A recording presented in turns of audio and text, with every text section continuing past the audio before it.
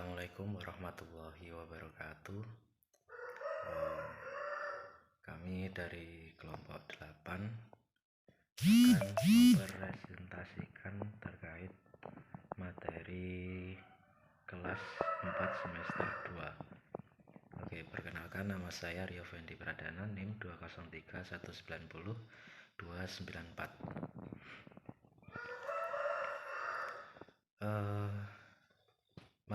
Submateri yang pertama di kelas 4 semester 2 yaitu yang pertama kalimat thayyibah. Kalimat thayyibah di sini yaitu adalah kalimat salam. Kalimat salam sendiri itu adalah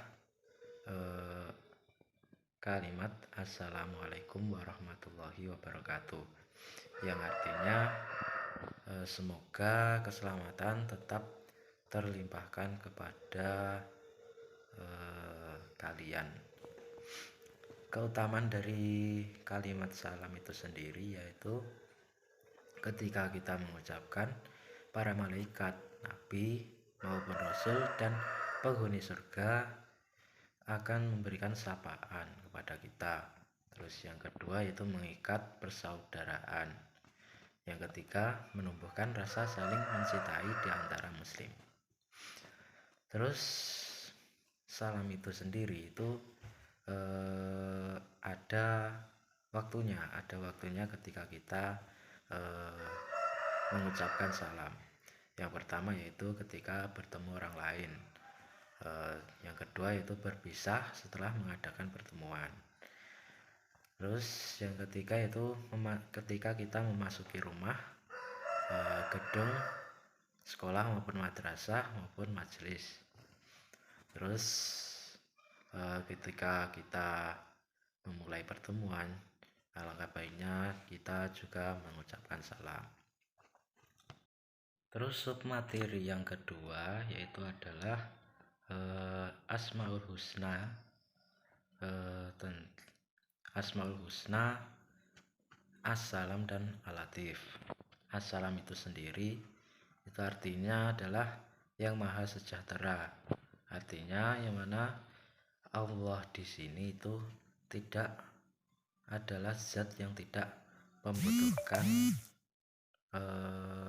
ciptaannya. Terus yang kedua yaitu adalah Al-Latif. Al-Latif itu sendiri artinya yang maha lembut. Artinya di sini Allah itu adalah zat yang lembut atau yang tidak terlihat.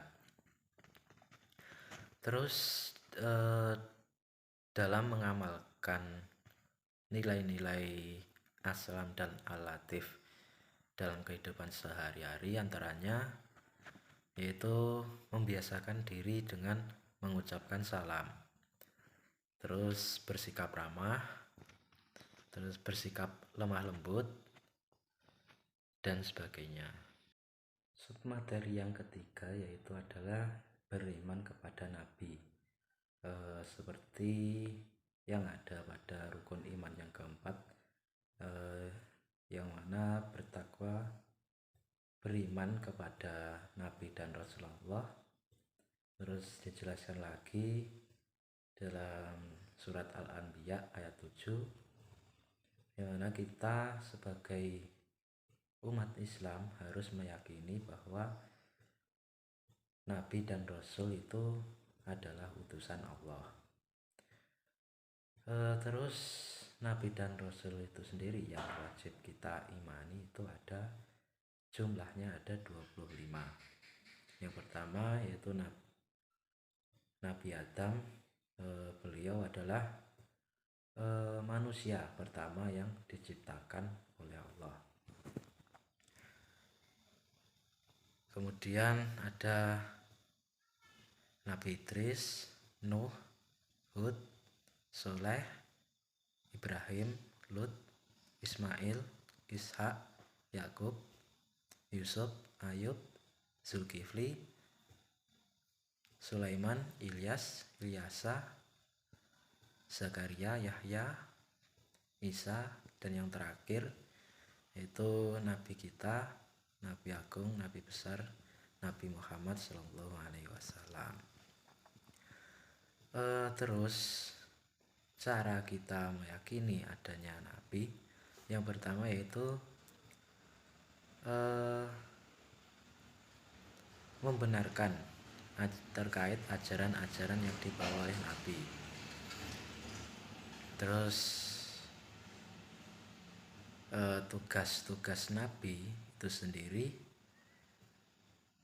yaitu mengajarkan atau menyebarluaskan terkait ajaran yang telah diwahyukan kepada mereka, kepada umat manusia. Terus bukti bahwa adanya nabi yang pertama itu ada bangunan. Terus bukti konkretnya sebagaimana yang dapat dirasakan oleh seluruh umat Islam khususnya di dunia itu adalah adanya kitab suci. Sebab materi yang keempat yaitu adalah sifat-sifat wajib bagi nabi dan rasul. Sebagaimana semestinya nabi dan rasul itu harus memiliki sifat-sifat wajib yang harus ada pada dirinya. Yang pertama yaitu sidik, yang artinya benar. Sifat ini merupakan sifat pertama yang harus dimiliki oleh nabi dan rasul. Mustahil bagi nabi dan rasul itu memiliki sifat kadzib, yang artinya pembohong atau dusta. Terus sifat yang kedua yaitu adalah sifat amanah, yang artinya dapat dipercaya. Mustahil bagi nabi dan rasul itu mempunyai sifat khianat atau tidak dapat dipercaya. Terus sifat yang ketiga yaitu adalah tabligh, yang artinya itu menyampaikan. Nabi dan rasul di sini wajib menyampaikan wahyu yang telah diturunkan kepadanya, disampaikan kepada umatnya. Mustahil bagi nabi dan rasul itu memiliki sifat lawannya sifat tabligh, yaitu sifat kitman atau yang artinya menyembunyikan. Sifat yang terakhir yaitu adalah sifat fatonah, yang artinya cerdas.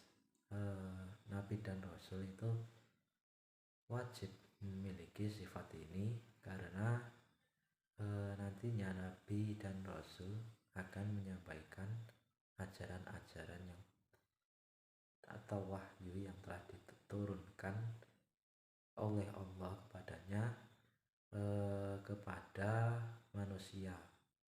Terus mustahil bagi nabi itu memiliki lawannya sifat fatonah, yaitu sifat baladah, yang artinya yaitu bodoh. Mungkin sekian penjelasan dari saya. Mungkin akan dilanjutkan oleh teman saya. Assalamualaikum warahmatullahi wabarakatuh. Saya Yoni Ardinata dari kelompok 8 mau menjelaskan tentang akhlak terpuji, meneladani sifat ulul azmi. Yang kedua itu akhlak terpuji ketika bertamu, dan yang ketiga menghindari akhlak tercela atau sifat munafik. Yang pertama yaitu meneladani sifat ulul azmi. Ulul azmi merupakan istilah yang terdiri dari dua kata, yaitu ulul dan azmi.